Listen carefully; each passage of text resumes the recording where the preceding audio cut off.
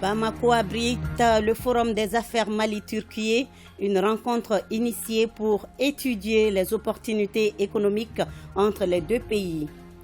Nous sommes dans la quinzaine de l'environnement doublée cette année à la Journée internationale de lutte contre la désertification et la sécheresse, à suivre dans la chronique Un jour, une formule, le concept du développement durable.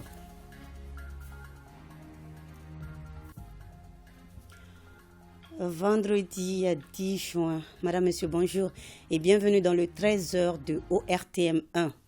Le Premier ministre Shogel Kokala Maïga a présidé les travaux d'ouverture du Forum des affaires Mali-Turquie. Turquie, c'est la nouvelle appellation officielle de la Turquie.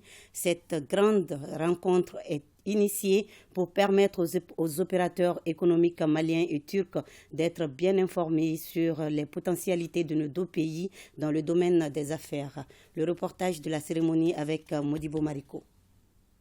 Désormais, c'est Turquie. Ce n'est plus la Turquie. Ça, c'est à l'attention des officiels maliens. Une nouvelle appellation désormais pour la Turquie, un pays avec lequel le Mali a décidé à ouvrir un nouveau chapitre de ses relations. Illustration parfaite, ce forum d'affaires entre nos deux pays. Un forum économique qui a vu débarquer près d'une quinzaine d'entreprises turques évoluant dans des domaines aussi riches que variés. Sécurité, éducation, santé, mines, énergie, infrastructures textiles, j'en oublie volontiers. Pour la partie malienne, plus qu'une opportunité, ce forum est tout simplement une aubaine. Les échanges doivent permettre d'évoquer les questions de réalisation des grands projets de développement socio-économique et de promouvoir des PME, PMI. La Chambre de commerce et d'industrie du Mali est face aux multiples défis de la transformation de nos matières premières a pris l'initiative de porter des grands projets d'envergure. Il s'agit d'une cimenterie d'une capacité de 500 000 à 1 million de tonnes de production par an et d'une unité de filature de transformation de 10% du coton produit par notre pays.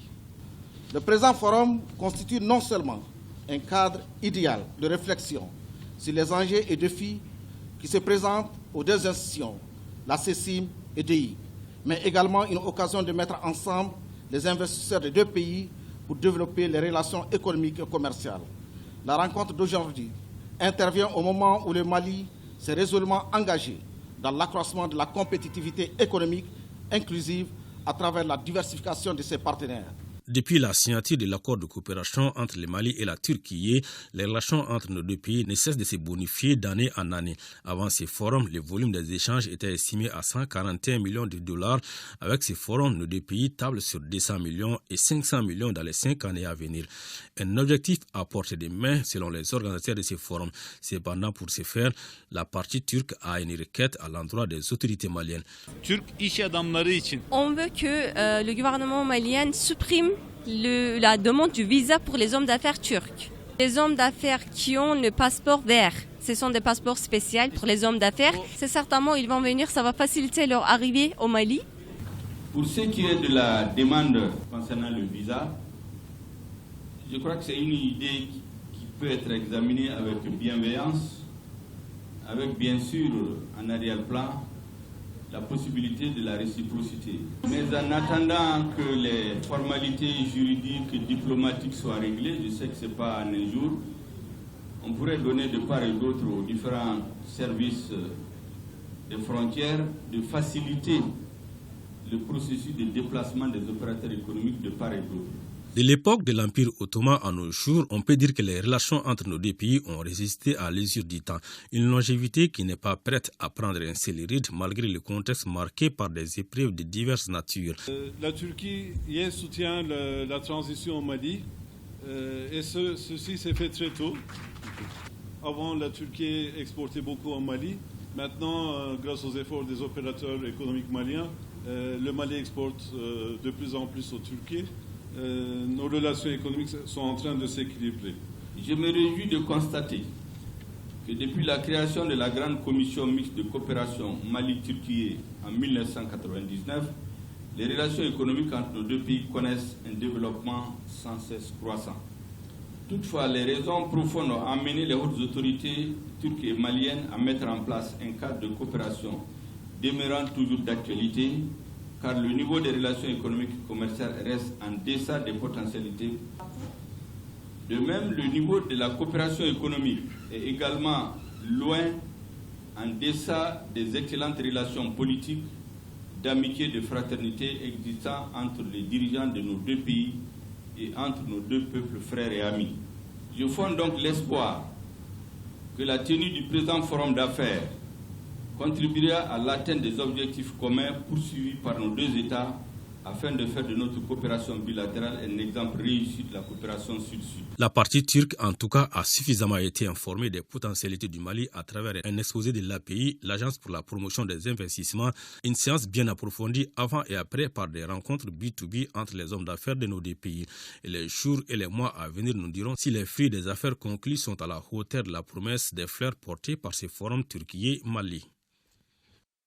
Les autorités de la transition ont fixé la durée de la transition à 24 mois, un délai de 24 mois, mais quel doit être le rôle de chaque Malien pour pouvoir relever tous les défis?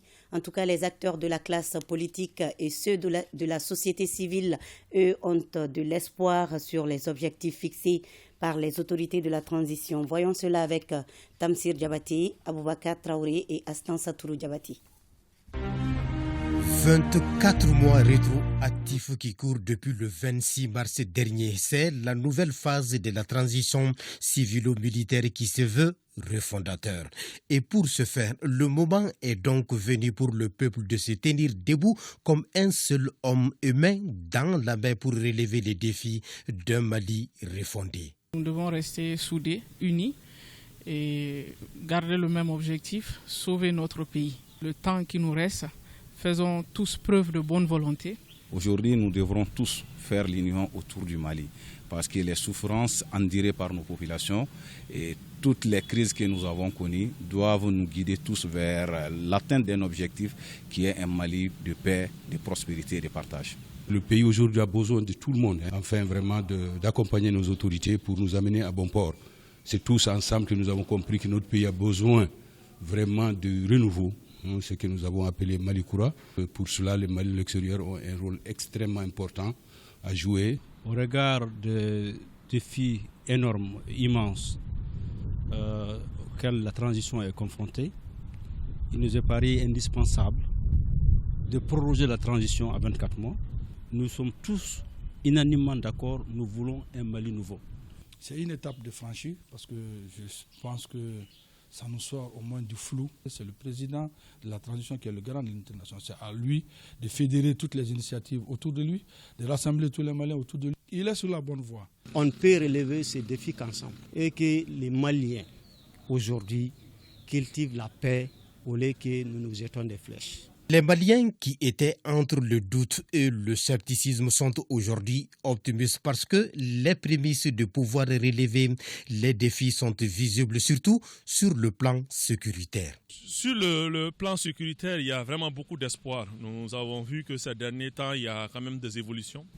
Et sur le plan sécuritaire, nous nous en félicitons. Tout le monde est unanime sur cet aspect-là, qu'il y a une évolution nette par rapport à la sécurité, que ce soit au centre, au nord et un peu partout dans les pays. Sur le plan sécuritaire quand même, je crois voir quand même des signes d'amélioration. Mais je dois dire que personnellement, je suis assez impressionné par tout ce qui arrive à se faire pendant que le pays est sous embargo. J'ai la conviction que les signes sont au vert. Il y a beaucoup d'optimistes, il faut le reconnaître. Mais il y a encore des pessimistes qu'il ne faudrait pas négliger. Il y a certainement des choses qui ont été faites, qu'on apprécie, mais on veut encore plus. Certes, l'équation est difficile et même très difficile pour un pays où tout est à refaire, mais pas impossible quand il s'agit de prendre soin de la mère patrie. Si on se donne les moyens et qu'il y a la volonté politique, c'est bien possible de relever le défi. Il ne faudrait pas que, parce que je ne suis pas au cœur du dispositif, je travaille pour ne pas que ça marche. Il ne faudrait pas cet état d'esprit. Donc nous, en tant que classe politique, nous avons notre rôle véritablement à jouer. On ne demande pas ni à tous les Maliens de tout faire, ni au gouvernement de pouvoir faire tout, mais de faire l'essentiel, les réformes qui ont été annoncées. On avait voulu 5 ans, mais ils se sont limités à 24 mois. Donc, chose que nous apprécions, nous adhérons. Le combat n'est pas fini. Ainsi, la classe politique se réjouit de cette décision et se dit disponible à jouer sa partition pour relever les défis. Nous l'avons dit, nous soutenons la transition et nous réitérons ce soutien à la transition pour que nous puissions gagner. Les défis de la sécurité sont en train d'être gagnés. Les défis d'un retour à une autre constitution ne se gagnera qu'avec toute la classe politique. Tous ces défis-là ne peuvent être gagnés que lorsque nous nous mettons ensemble avec un calendrier raisonnable et un chronogramme raisonnable. Le rôle, ça va être un rôle d'accompagnement, de soutien, de conseil, de jouer pleinement tout le rôle qui est le nôtre pour pouvoir accompagner à souhait cette transition. Ce qui est surtout important pour tous les acteurs cette fois-ci, c'est d'avoir un état d'esprit positif. Que chacun d'entre nous travaille à ce que les objectifs que nous allons nous assigner pendant cette période de 24 mois, qu'on puisse les atteindre un à un.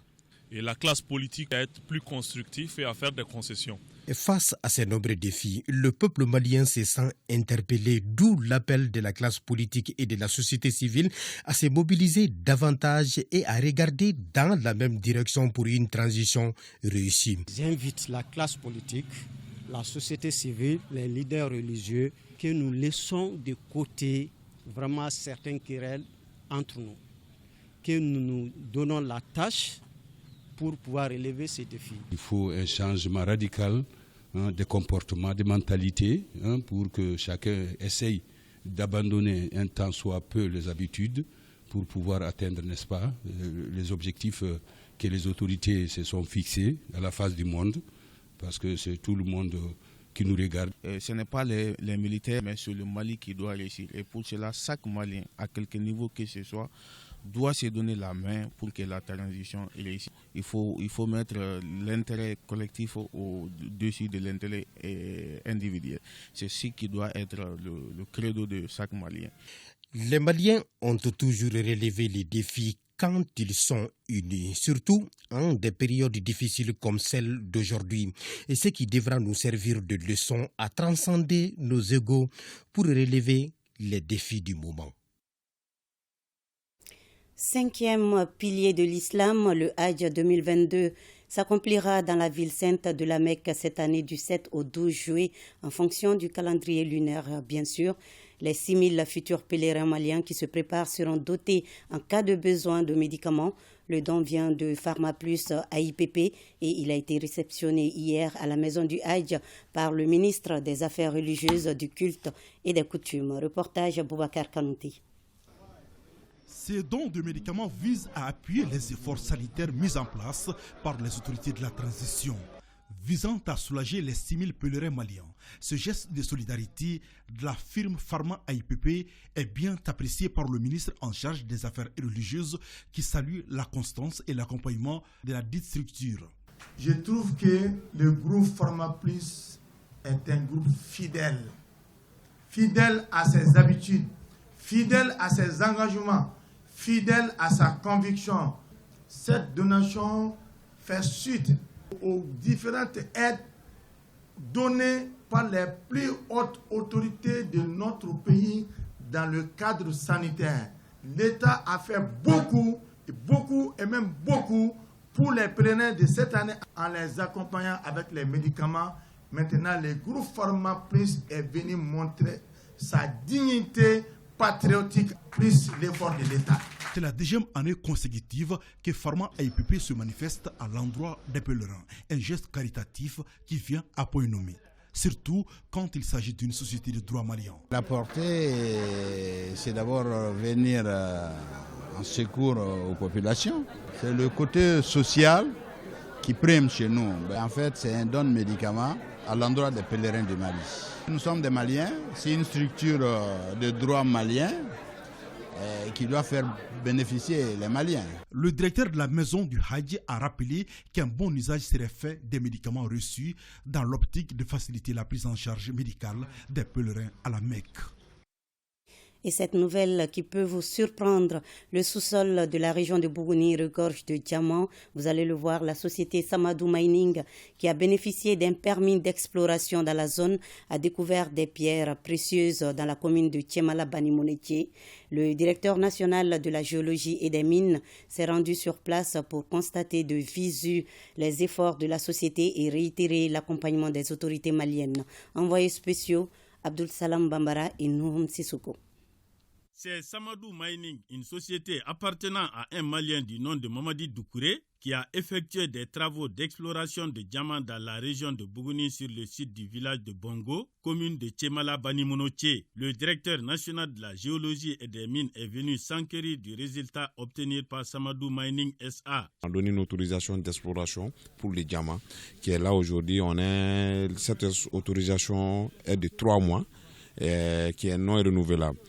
Maintenant, c'est par rapport au concours du bureau diamant et par la collaboration de la société qu'on est venu aussi aujourd'hui regarder quel est le niveau de travail que ces gens sont en train de faire. Ils nous ont montré 2 petits diamants. La DNGM, à travers le ministère des Mines, va tout faire pour les accompagner pour qu'ils puissent avoir un permis d'exploitation. L'exploitation de ce gisement doit permettre à notre pays d'augmenter ses revenus et contribuer au développement local. Aujourd'hui, nous sommes satisfaits de savoir que ce site est potentiellement diamantifère et que, vu même l'effectif, le monde qui est ici, qui travaille, je crois qu'on a de l'espoir que ça va être pour la première mine d'exploitation de diamants au Mali. Cette zone diamantifère concerne les communes de Tchemala, Bani-Monetier et de Kourlamini dans le cercle de Bougouni, ainsi que celle de Doussoudiana dans le cercle de Yanfoïla. Nous vous en parlions dans nos éditions précédentes. La quinzaine de l'environnement au Mali a commencé le 5 juin dernier et prendra fin le 17 juin prochain, une période qui rappelle à tout citoyen l'urgence d'agir pour la cause environnementale. Et donc, notre chronique « Un jour, une formule » s'intéresse dans ce numéro au concept « développement durable ». C'est une réalisation de Sori Ibrahima Keïta. Il est l'un des leitmotifs de tous les grands forats du XXIe siècle, avec comme slogan ainsi schématisé « Personne ne se sauvera sans le climat ». Climat donc comme clé de voûte du développement durable, lui-même axé sur 3 piliers, économie, environnement et société. C'est un concept basé sur 3 piliers, notamment l'économie, c'est l'environnement et c'est le social. Le fait de combiner ces 3 domaines, c'est ça la notion de développement durable. Les gardiens du Temple Monde, conscients que nous, génération actuelle, n'avons pas le droit de jouer avec le sort de la postérité, tentent un barreau d'honneur pour sauver l'humanité de la dégradation environnementale. De là partiront des initiatives comme le protocole de Tokyo sur l'environnement, l'accord de Paris assorti d'une multitude de COP pour lutter contre les émissions de gaz à effet de serre. La pollution de l'atmosphère, l'une des nouvelles et plus graves menaces qui risquent de précipiter le monde vers sa fin. Sans blague. Avec une telle tendance, je dirais que ça va être la fin de l'humanité. Oui, ça fait peur, mais c'est ça, c'est la fin de l'humanité. Parce que qu'est-ce qui va se passer? La Terre va se réchauffer. La Terre, en se réchauffant, va provoquer la fonte des glaces. La fonte des glaciers va augmenter le niveau de la mer. Le niveau de la mer va monter à plus de 1, 5, 2 ou 3 mètres de hauteur, qui va entraîner des inondations, des tsunamis. Il y a beaucoup d'États qui vont disparaître. Ce même réchauffement va provoquer des incendies spontanés dans les forêts. La terre va se dégrader parce que la terre est réchauffée, et ça va détruire l'humus du sol. Donc, aucune végétation ne pourra se produire sur le sol. Donc, il n'y aura pas de culture, pas de récolte. la fonte des glaciers, la chaleur extrême, et c'est ce qui va jouer sur la vie aquatique marine. Vous savez que la vie même, 70% dépend de la vie aquatique marine, où se trouvent ce qu'on appelle les zooplanctons et les phytoplanctons. Et donc, ce sont ces zooplanctons et phytoplanctons qui absorbent le gaz carbonique et libèrent l'oxygène. Et donc, quand ces zooplanctons vont aussi mourir, parce que à cause de la chaleur et rayonnement qui s'exerce sur eux, donc c'est le phénomène contraire qui va se produire. La vie aquatique va disparaître parce que les zooplanctons et les phytoplanctons vont mourir, en mourant, avant de mourir, c'est le phénomène contraire qui va se passer. Donc, le gaz carbonique qui est séquestré en eux, qui se trouve dans l'eau, c'est ce gaz carbonique qui va se libérer. Donc, quand on voit les océans, la Terre, 70% de la Terre, c'est l'océan. Et donc, si toute cette partie commence maintenant à dégager du CO2 au lieu de l'absorber, où va la vie? Face au danger, l'inaction sera désastreuse pour le monde, désespérante pour les générations futures et dangereuse pour la paix, avertissent déjà certains gouvernants. Les spécialistes n'en disent pas moins. C'est cette menace qui plane aujourd'hui sur l'humanité à l'horizon 2100. Il s'agit aujourd'hui d'une volonté politique des États à se mettre d'accord et pour sauver notre planète. Et c'est possible. Pour juguler le tsunami, les régulateurs de la question prônent le principe de la responsabilité commune mais différenciée des États parties. Suffira-t-il pour éviter le naufrage collectif?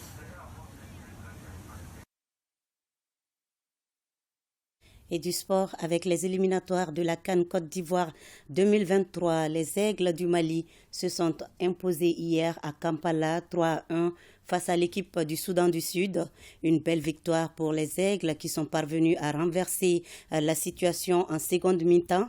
Cette victoire les rend ainsi leaders du groupe G avec 6 points. Juste après la rencontre, nos envoyés spéciaux Arjumatina et Djelima Kandiabate ont recueilli quelques réactions. Suivez.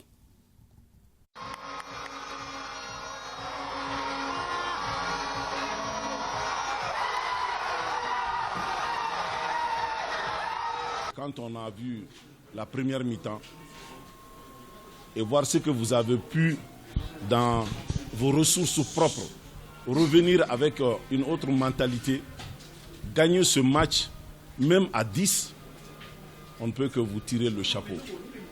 Je suis un président heureux et comblé de voir cet état d'esprit que vous avez pu incarner en seconde mi-temps. Vous êtes allé chercher cette victoire pour le peuple malien, pour les plus hautes autorités. On ne peut que vous remercier. Et je vous dis très honnêtement, nous sommes ensemble, nous nous battrons ensemble. Cette équipe avec cet état d'esprit, Inch'Allah, remportera la Coupe d'Afrique. Inch'Allah. On marque 3 buts. Et franchement, c'est très bien ce qu'on a montré aujourd'hui. Voilà, il faut se baser sur ça. Pour montrer aussi qu'on sait se battre. On sait jouer, on sait gagner les duels et gagner aussi des matchs difficiles comme ça, comme on l'a fait. Je suis très très fier de mon équipe. Un bilan positif, on voulait 6 sur 6, on a 6 points. On est premier de notre groupe. Maintenant, on va se reposer parce que c'est la fin de saison. Vous avez vu, avec beaucoup de fatigue. Et pour reprendre une nouvelle saison et attaquer la deuxième match qui sera en septembre, Inch'Allah. C'est que 2 matchs. On a encore beaucoup de choses à travailler. Et notamment, c'est pas possible de commencer des matchs comme ça. Donc, le match au 26 mars, c'était quelque chose d'exceptionnel.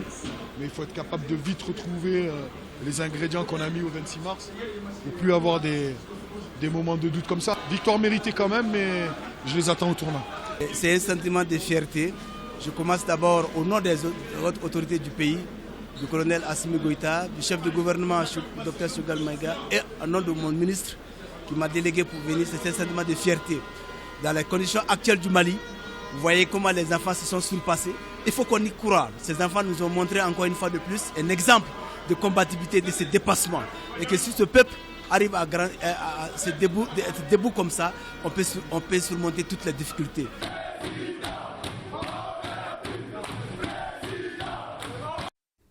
C'est la fin de cette édition. Merci à vous de l'avoir suivi et passez un bel après-midi avec nous.